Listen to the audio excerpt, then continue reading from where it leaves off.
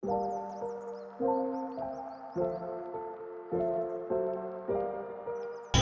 perkenalkan kami dari mahasiswa Fakultas Keperawatan Universitas Kelabas semester 2. Perkenalkan, nama saya Stefani Angkol. Saya April Antol. Saya Berliani Aisyah.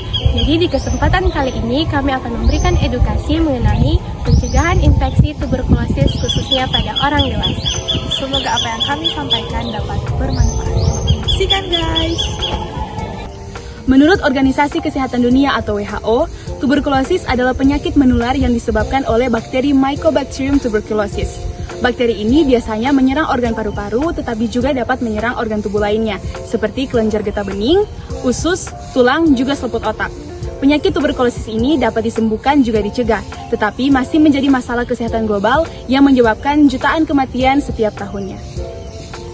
Menurut laporan global tuberkulosis report 2024 yang dirilis oleh World Health Organization, tuberkulosis ini telah menyebabkan 1,24 juta kematian dan bahkan di Indonesia telah di posisi 2 dengan jumlah penderita tuberkulosis terbanyak di dunia.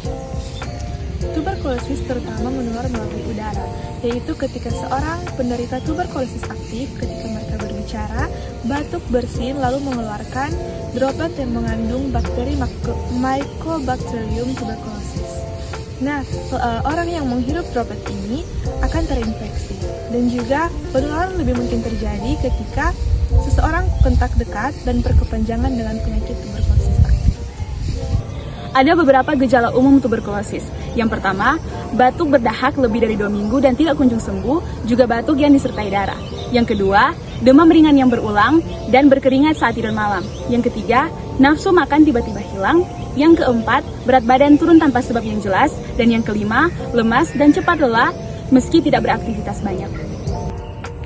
Ada beberapa faktor risiko tuberkulosis pada orang dewasa. Yang pertama, kontak erat dengan penderita tuberkulosis. Dengan kita sering berdekatan atau tinggal serumah, itu dapat meningkatkan faktor risiko tertular. Yang kedua, sistem imun lemah. Kondisi seperti HIV dan diabetes itu dapat membuat tubuh kita lebih rentan terhadap infeksi. Yang ketiga, merokok dan meminum alkohol. Itu dapat melemahkan daya tahan tubuh kita dan juga merusak paru-paru sehingga memudahkan infeksi. Dan yang terakhir, yang keempat, lingkungan yang padat dan minim ventilasi. Udara yang tidak bersirkulasi itu dapat mempercepat penularan bakteri tuberkulosis. Tuberkulosis dapat dicegah dengan melakukan beberapa tindakan, diantaranya yang pertama, hindari kontak langsung. Hindari kontak langsung dengan orang penderita tuberkulosis aktif di dalam ruang yang tertutup. Yang kedua, gunakan masker. Lindungi diri di tempat umum atau berdekatan dengan orang yang sedang batuk. Yang ketiga, melakukan etika batuk. Jadi ketika kita batuk, kita tutup hidung dan mulut dengan tisu, sapu tangan, ataupun kain. Jika tidak ada, jangan menggunakan tangan, melainkan menggunakan lengan baju yang ada di dalam. Yang kedua, tisu yang sudah kita pakai, kita buang ke tempat sampah. Yang ketiga, cuci tangan dengan bersih menggunakan sabun atau pencuci tangan berbasis alkohol.